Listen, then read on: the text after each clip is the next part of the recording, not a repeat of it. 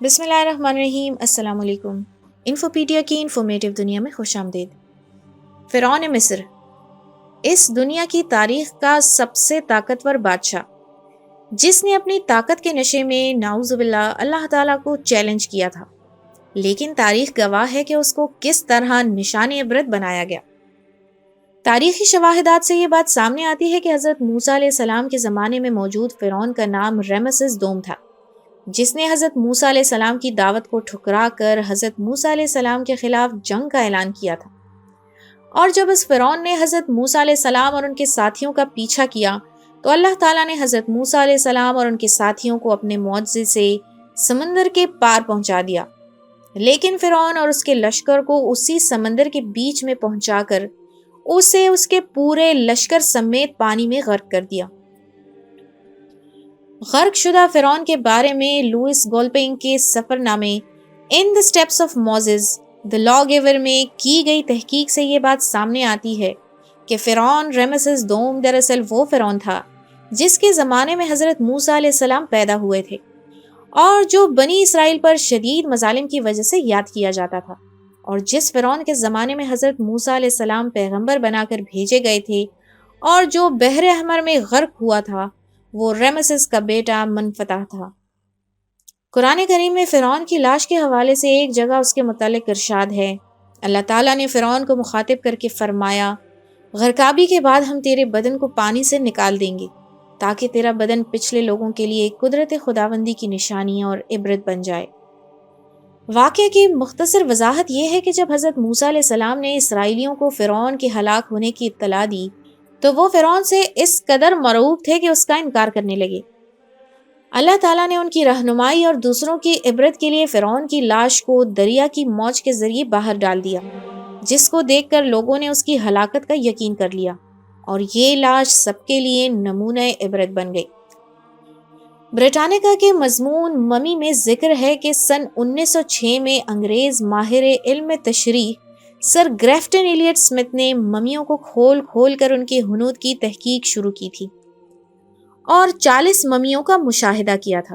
Golding لکھتا ہے کہ سن 1907 میں اسمتھ کو منفتح کی لاش ملی، جس کی پٹیاں جب کھولی گئیں تو سب حاضرین دیکھ کر حیران رہ گئے کہ اس کے جسم پر نمک کی ایک تہ جمی ہوئی تھی جو کسی اور ممی کے جسم پر نہیں پائی گئی۔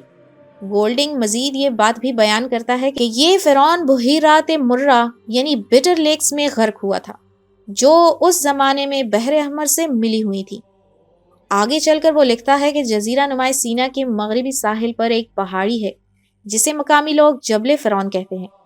اس پہاڑی کے نیچے ایک غار میں نہایت گرم پانی کا چشمہ ہے جسے لوگ حمام فرعون کہتے ہیں، اور سینہ بسینہ منتقل ہونے والی روایات کی بنا پر یہ کہتے ہیں کہ اسی جگہ فرعون کی لاش ملی تھی۔ یہ اس فرعون کی داستان ہے جو حضرت موسیٰ علیہ السلام کے دور میں موجود تھا، لیکن تاریخ میں ایک اور فرعون کا بھی ذکر موجود ہے جس کی طاقت اور جاہ و جلال کے قصے آج بھی مشہور ہیں، لیکن جب اس کی طاقت اور رعب کی اصلیت سامنے آئی تو ہر کوئی حیران ہوا کہ ایسا کیسے ہو سکتا ہے۔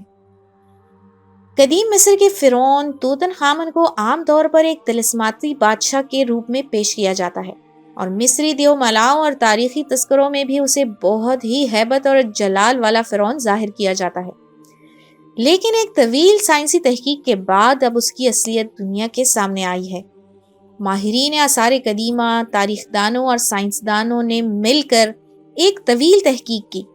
انہوں نے مصری شہر گیزا یعنی فرعون کے مقبروں کے شہر میں موجود توتن خامن کے ڈھانچے اور باقیات پر جدید ٹیکنالوجی کی مدد سے تحقیق کی، اور طاقتور کمپیوٹر سے بنائے گئے 2000 جسمانی نقوش کی مدد سے اس کے جسم اور خد و خال کی تصویر تیار کی۔ حقائق سے پردہ اٹھا تو معلوم ہوا کہ یہ فرعون قدرے زنانہ جسم کا مالک تھا۔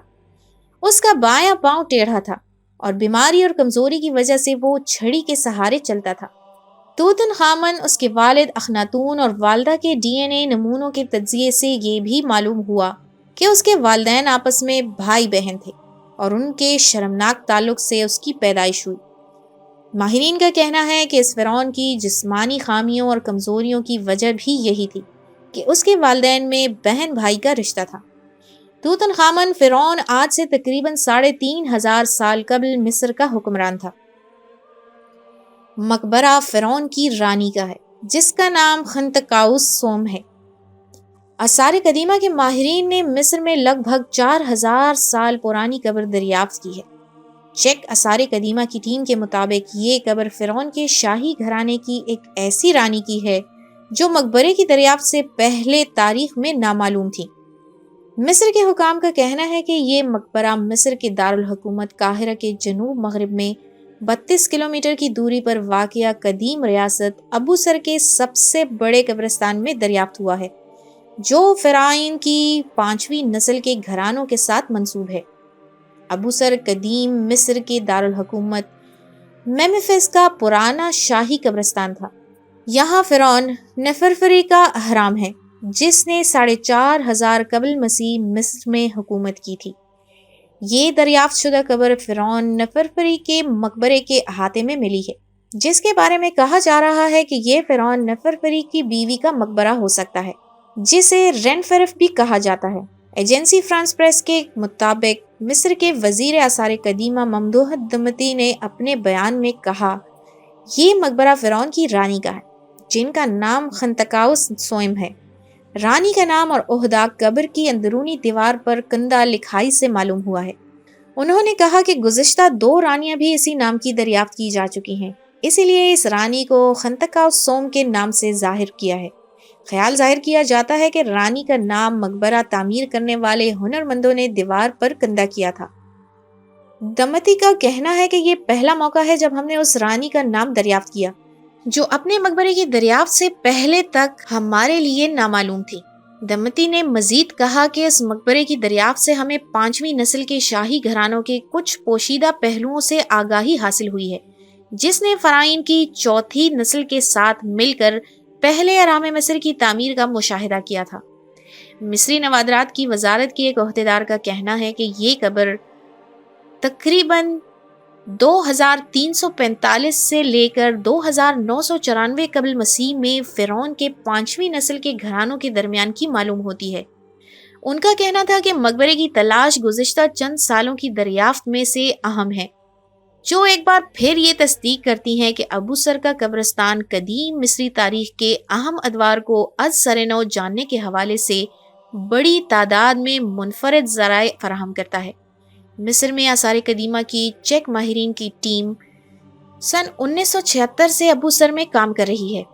ماہرین کو مقبرے کی دریافت کے ساتھ 30 برتن ملے ہیں، جن میں سے 24 چونے کے پتھر اور 6 تانبے کے برتن ہیں۔ مصر کے قدیم دور کے فرعون توتن خامن کے بارے میں محققین نے نئے انکشافات کیے ہیں۔ نئی تحقیق کے مطابق اس کے والدین سگے بہن بھائی تھے، جس کی وجہ سے وہ موروثی امراض کا شکار ہو کر نوجوانی میں ہی موت کے منہ میں چلا گیا۔ یہ تھی آج کی ویڈیو تاریخ کے سب سے طاقتور بادشاہوں کی، جن کی دولت اور طاقت کے سامنے بڑے سے بڑے بادشاہ بھی سر جھکاتے تھے، لیکن اللہ تعالیٰ کی مسلسل نافرمانیوں نے ان کو ایسی عبرت کا نشان بنایا جس کی مثال نہیں ملتی۔ کمنٹ سیکشن میں ضرور بتائیں۔ ملتے ہیں آپ سے ایک اور معلوماتی اور دلچسپ ٹاپک کے ساتھ، تب تک کے لیے اپنا ڈھیر سارا خیال رکھیے گا۔ اللہ حافظ۔